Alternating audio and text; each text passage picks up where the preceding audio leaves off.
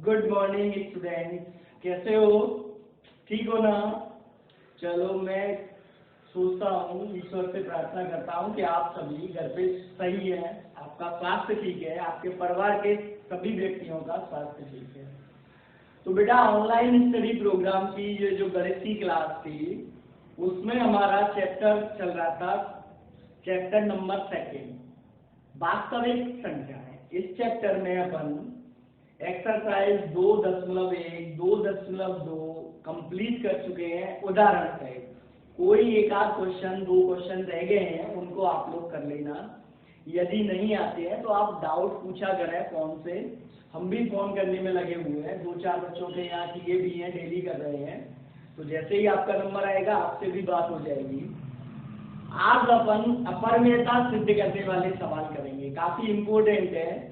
आपके में प्रमेय के रूप में दे रखे हैं, लेकिन एक्चुअल में ये सवाल है, बोर्ड में आए हुए सवाल है। सिद्ध करो। पहला है आपका, सिद्ध करो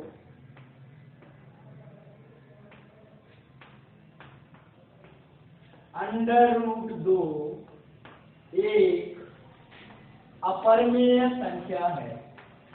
अपरिमेय संख्या है। सवाल सीधा सा है, सिद्ध करो √2 एक अपरिमेय संख्या है। ये अपने में प्रमेय 2.4 के रूप में दे रखी है। तो प्रमेय 2.4 भी लिख सकते हैं अपन इसको, लेकिन ये पेपर में सवाल आता है इस तरीके से, सिद्ध करो √2 एक अपरिमेय संख्या है। यही सवाल अपन क्लास 9th में 2nd चैप्टर संख्या पद्धति वाले चैप्टर में पढ़ चुके हैं। वहां पे अपन ने कैसे किया था, 2 का वर्गमूल ज्ञात किया था। पहले एक बार दिया था और यहाँ पे 1 लिखा, 1 बच गया, फिर इसको 1 लिख के जोड़ के 2 आ गया, पॉइंट लगा के 00 किया, फिर 4 लिखा, 96, 4 बच गया, फिर 00 उतारा, या 4 लिख के जैसे वर्गमूल ज्ञात करते हैं 28 हो गया, फिर एक बार दिया 281 आ गया। तो इस तरीके से अपन ने सिद्ध किया था कि वर्गमूल 2 √2 का जो दशमलव प्रसार आ रहा है 1.4142 इस तरीके से आ रहा है। कैसा आ रहा है? आसान अनावर्ती दशमलव आ रहा है, इसीलिए ये एक अपरिमेय संख्या है। ठीक है ना भाई? ऐसा अपन क्लास 9th में कर चुके हैं, लेकिन 10th में यहाँ अपन विरोधाभास के द्वारा इसको सिद्ध करते हैं। काय के द्वारा करते हैं बेटा? विरोधाभास। विरोधाभास का मतलब है कि हम पहले स्वयं इसको अपरिमेय की जगह परिमेय सिद्ध करेंगे, फिर कुछ कंडीशन शर्तें रखेंगे और अपने ही शर्तों को अपन गलत सिद्ध करेंगे। तो फिर लिखेंगे ये विरोधाभास है कि एक तरफ तो अपन ये कह रहे हैं और दूसरी शर्त ये कह रही है, ये दोनों संभव नहीं है। अतः कहीं ना कहीं गड़बड़ है। और गड़बड़ कहाँ है? शुरुआत में, इनके √2 अपरिमेय नहीं परिमेय है। फिर यही सवाल सेम टू सेम डिटो कब आएगा? जब आप ग्रेजुएशन करोगे, BSc करोगे। जब BSc में हम इसको समुच्चय सिद्धांत से हल करते हैं। समुच्चय सिद्धांत क्या होता है, ये आप क्लास 11th में पढ़ लेंगे समुच्चय के बारे में। अपने आप में एक गणित अलग है समुच्चय, जैसे अंक गणित, बीज गणित, रेखा गणित, त्रिकोणमिति गणित, ऐसे ही समुच्चय सिद्धांत के नाम से एक अलग गणित है, उसका अलग ही नियम व्ययम सारी चीजें हैं। उसमें भी अपन यही काम करते हैं जो अंक गणित में और रेखा गणित, बीज गणित में किया जाता है। ठीक है ना भाई? तो उसमें भी अपन इसको सिद्ध करेंगे कि √2 एक अपरिमेय संख्या है। तो काफी इंपोर्टेंट सवाल है, ध्यान से देखिए हल।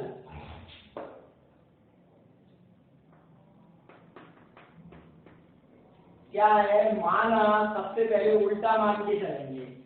माना √2 एक परिमेय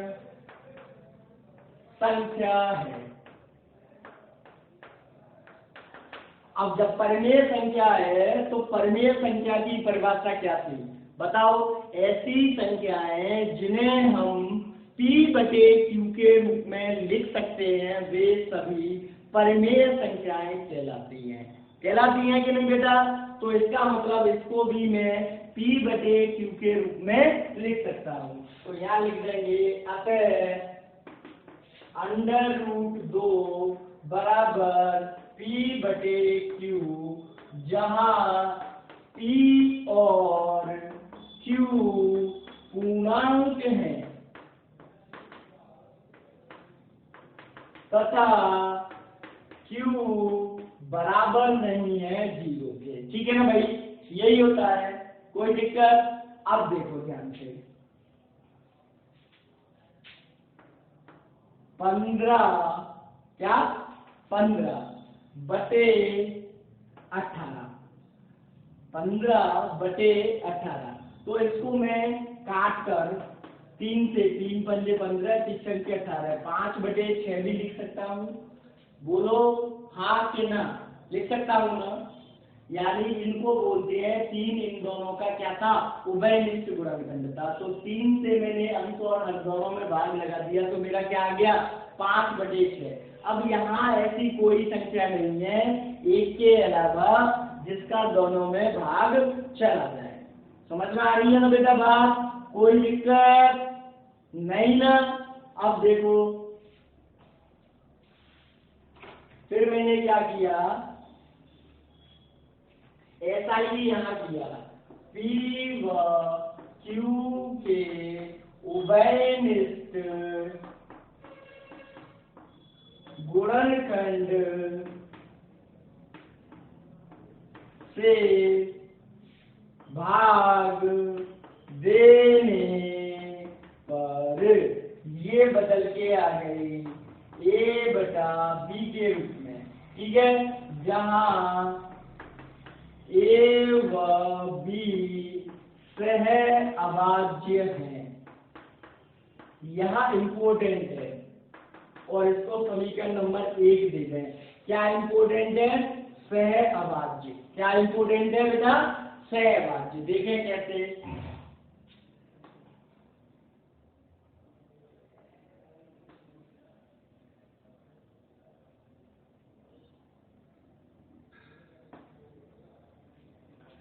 देखो 16 बटे 33, 16 अभाज्य नहीं है, 33 अभाज्य नहीं है, लेकिन ऐसी कोई भी संख्या नहीं है कि 16 और 33 दोनों में भाग चला जाए एक के अलावा। तो ऐसे ही संख्याओं को अपन सह अभाज्य कहते हैं। कहने का मतलब ऐसी दो संख्याएं जिनका एक के अलावा कोई उभयनिष्ठ गुणनखंड नहीं होता है, वो सह अभाज्य संख्याएं कहलाती हैं। अगर एक एक संख्या की बात करें तो ये कतई जरूरी नहीं है कि वे अभाज्य हो। 16 अभाज्य नहीं है। अभाज्य क्या होती है? जिसके केवल 2 गुणनखंड होते हैं, 1 और संख्या स्वयं।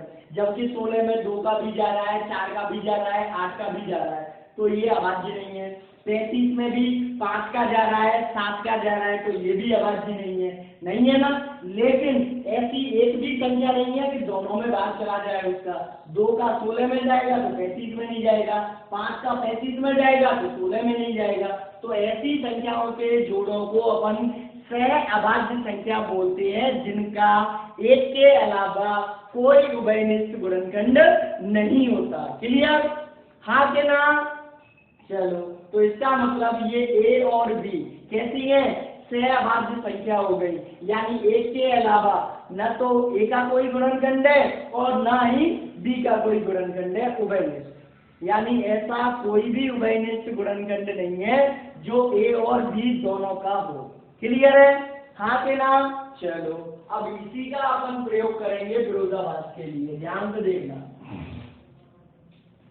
अब मैंने क्या कर दिया? दोनों तरफ बरक कर दिया। क्या कर दिया बेटा?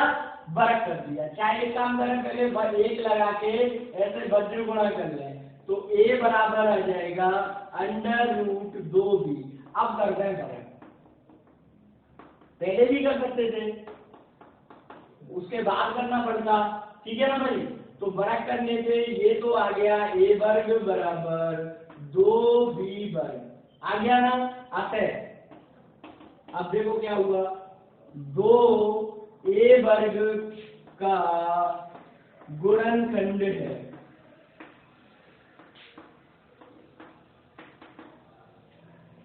देखो 2b वर्ग यानी 2 का भी भाग जाएगा a वर्ग में और b वर्ग का भी भाग जाएगा a वर्ग में। तो b वर्ग भी a वर्ग का गुणनखंड हो गया और 2 भी a वर्ग का गुणनखंड हो गया। तो 2 a वर्ग का गुणनखंड है। अतः प्रमेय 2.3 से 2a का भी गुणनखंड है। समीकरण नंबर 2 देते हैं। अब प्रमेय 2.3 क्या कहती है? प्रमेय 2.3 आपकी किताब में लिखी हुई है, उसको पढ़ लेना ध्यान से। उसका जो सिद्ध करने वाला है वो अपने सिलेबस में नहीं है, ठीक है ना भाई। प्रमेय में बता देता हूँ, यदि कोई संख्या p a वर्ग को विभाजित करती है तो निश्चित तौर पे p a को भी विभाजित करेगी।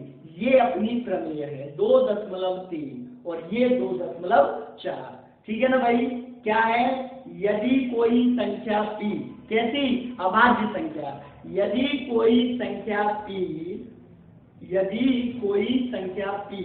a वर्ग को विभाजित करती है तो निश्चित तौर पे p a को भी विभाजित करेगी। वही हो रहा है यहाँ पे। संख्या p मतलब 2 a वर्ग को विभाजित करती है, गुणनखंड का मतलब पूरा पूरा भाग जा रहा है।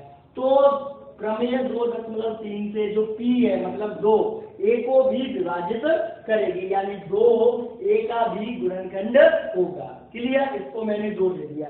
अब जब दो a का गुणनखंड है तो अतः हम a बराबर 2c लिख सकते हैं।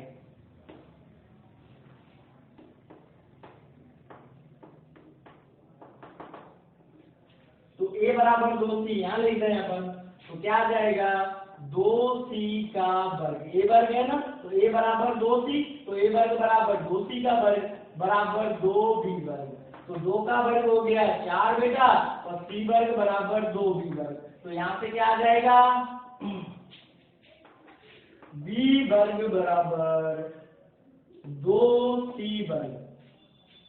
2 से 4 काट दिया मैंने 2 बार, तो b वर्ग बराबर क्या आ जाएगा? 2c वर्ग, ठीक है ना भाई। फिर लिखे हैं अतः 2b वर्ग का गुणनखंड है। प्रमेय 2.3 से 2b का भी गुणनखंड होगा। इसको दे दिया नंबर 3। अब ये देखें, इसको मिटाना पड़ेगा।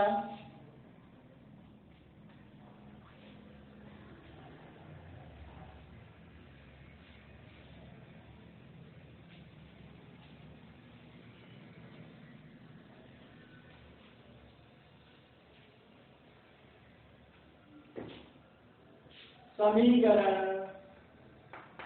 2 व 3 से 2 a का भी गुणनखंड है, 2 b का भी गुणनखंड है। अतः 2 a व b दोनों का उभयनिष्ठ गुणनखंड है, परंतु एक से a व b सह अभाज्य संख्याएं हैं। सहअभाज्य का मतलब कोई भी उभयनिष्ठ गुणनखंड नहीं है एक के अलावा। और यहाँ पे अपन क्या कह रहे हैं? 2a व b दोनों का उभयनिष्ठ गुणनखंड है। तो ये दोनों बात एक दूसरे के विपरीत हो गई है, हो गई ना। एक तरफ तो क्या ए क्या कह रहा है, समीकरण नंबर 1 कि ए व बी का कोई भी एक के अलावा गुणनखंड नहीं है, और यहाँ क्या आ रहा है, दो ए और बी दोनों का उभयनिष्ठ गुणनखंड है। तो कहने का मतलब दोनों ही सेंटेंस एक दूसरे के उल्टे हैं, तो ये विरोधाभास है, यह विरोधाभास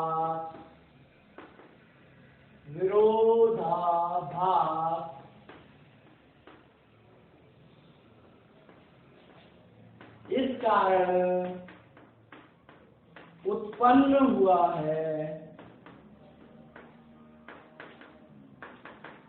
क्योंकि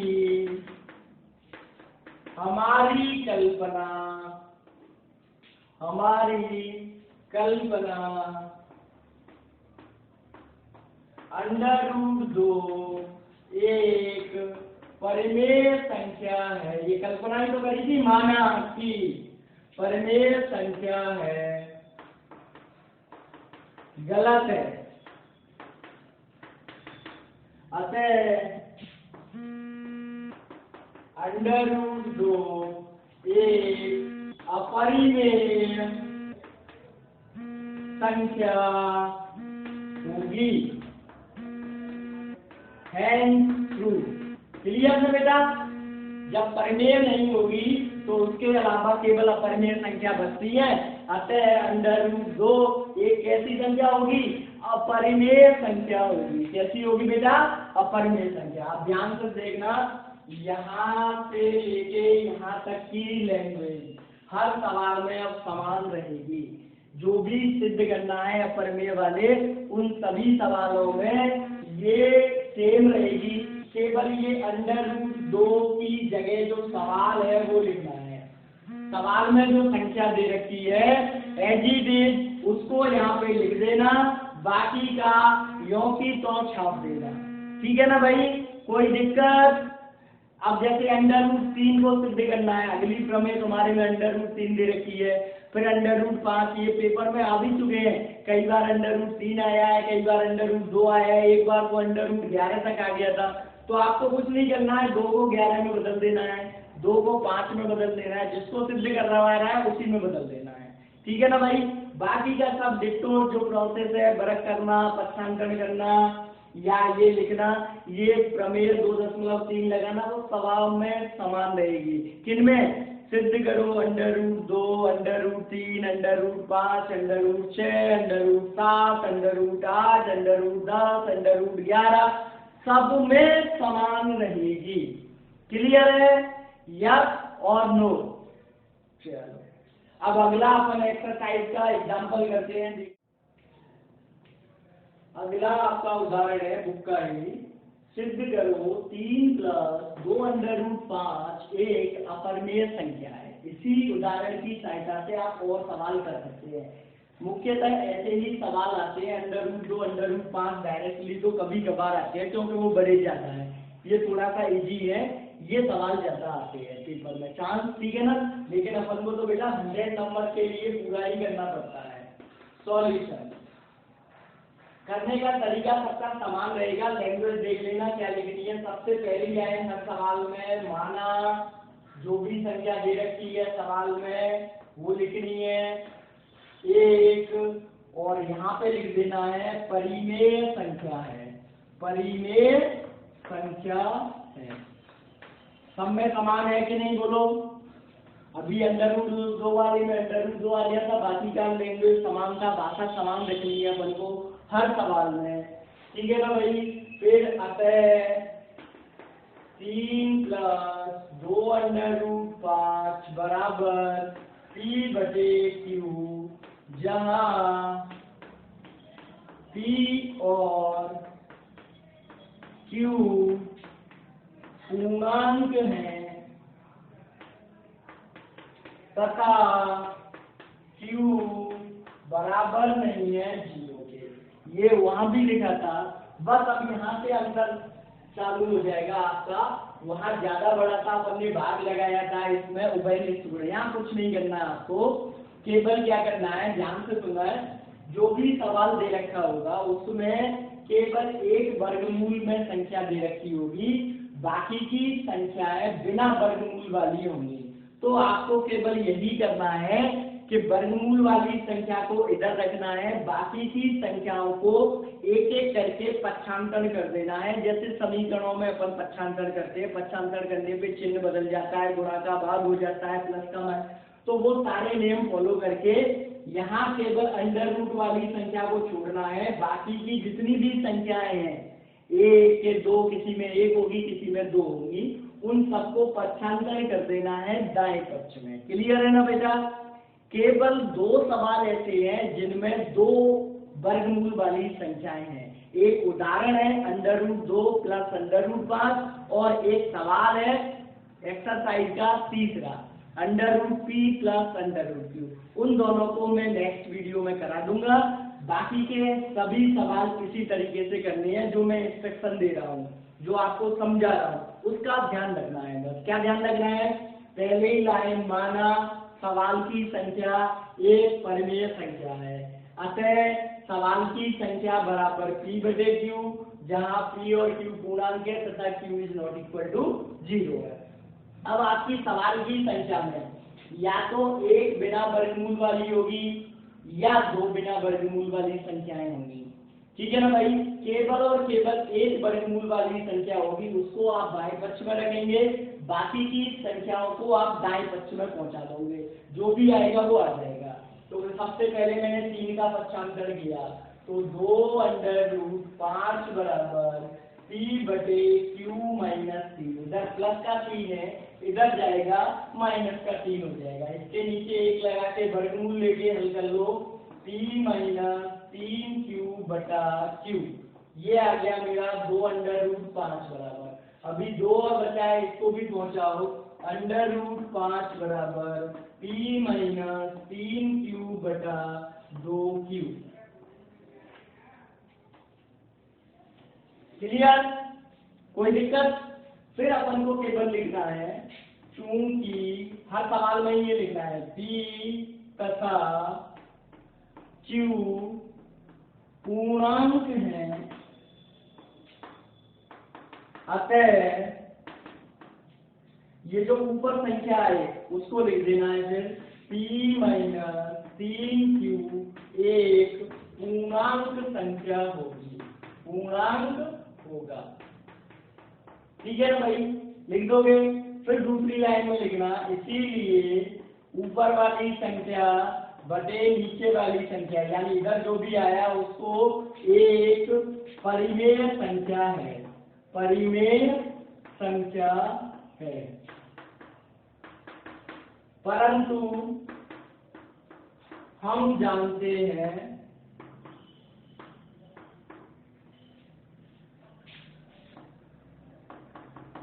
कि जो इधर बाएं पक्ष में है उसको लिख देना, अंडर रूट 5 एक अपरिमेय संख्या है, अपरिमेय संख्या है, यानी दायां पक्ष परिमेय आ रहा है, बायां पक्ष अपरिमेय आ रहा है, कभी भी बराबर नहीं हो सकते।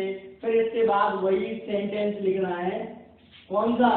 यह विरोधाभासी सवाल में लिखना है, ये जिनमें भी सिद्ध करो अपरिमेय संख्याएं आए उन सब में ये लिखना है, यह विरोधाभास इस कारण उत्पन्न हुआ है, उत्पन्न हुआ है। अभी लिख दीजिए ना बेटा, वही लैंग्वेज लिखनी है, उत्पन्न हुआ है क्योंकि हमारी कल्पना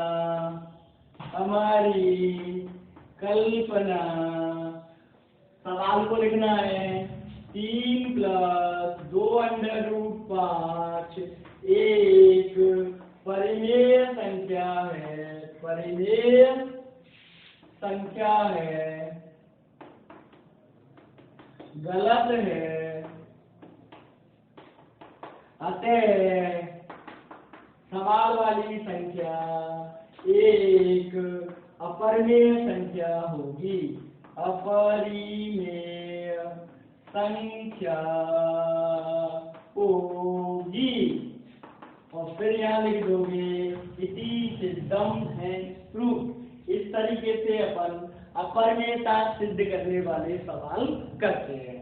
अब आपके केवल दो सवाल बचेंगे, एक तो सिद्ध करो √p प्लस √q एक अपरमेय संख्या है। ये एक्सरसाइज का तीसरा सवाल है और एक उदाहरण है, कौन सा, √2 प्लस √5 एक अपरमेय संख्या है। इन दोनों को अपन नेक्स्ट वीडियोस में कर लेंगे और इस तरीके से आपकी एक्सरसाइज 2.3 समाप्त हो जाएगी।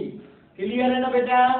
जब तक आप ये वीडियो देखें और इसकी सहायता से आपकी एक्सरसाइज का क्वेश्चन नंबर 1 और 2 हल करने की कोशिश करें, निश्चित तौर पे हो जाएगा यदि आपने मेरी बातों को ध्यान से सुना होगा और समझा होगा तो। ठीक है ना भाई? अगर दिक्कत आए तो वीडियो को दोबारा प्ले करो उसी जगह से और फिर समझो ध्यान से, बात का मतलब निकालो कि सर क्या कह रहे हैं, इसका मतलब क्या निकल रहा है। जैसे ही समझ में आ जाएगा, सवाल बहुत इजी है, तुरंत हो जाएंगे। ठीक है ना भाई? जब तक के लिए धन्यवाद।